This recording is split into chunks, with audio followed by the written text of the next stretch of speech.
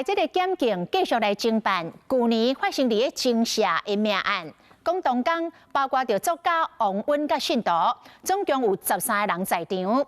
讲因为王允不满着做会计这个死者做效有问题，所以召开着批斗大会。结果3个大新的护法，甲这个女会计体罚，活共体罚到死。现场13个人竟然拢无人报案。检警将再度来发动着搜索，拘提这3个信徒，嘛通知当时伫个现场的其中2个人到案。即摆是以伤害致死罪，甲这3个护法申请收押禁见。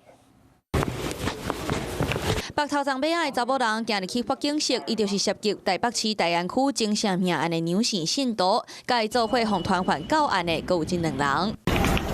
伫黑色帽仔的干姓信徒，阁有穿黑衫的游姓信徒，检警侦办涉命案，怀疑当日阁有其他人在场。资金搜索。检警当时敲催警社的带头王允头一届现身，带姓死者做伊的过继，敢若因为做销的问题，互王允不满，伫咧警社附近的地馆对伊公审。杨姓信徒甲3个护法亲信，敢若对带姓死者体罚，一直到对方记载袂牢，倒落去现场13个人拢无人报案，敢是去翕到去年7月24穿灰上衫的5姓主持甲2个信徒，甲带是查某人放伫咧塞车顶，甲人为地馆塞1公里，登去到警社。检警判断这个时阵人已经死亡。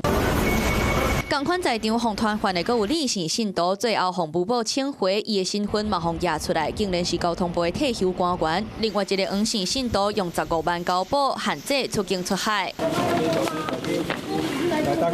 传出当日嘛在场的艺人李伟甲太太，嘛甲王允参详，要安怎来应对，嘛互用证人的身份团犯到案，透过线索一步一步甲警社命案的真相找出来。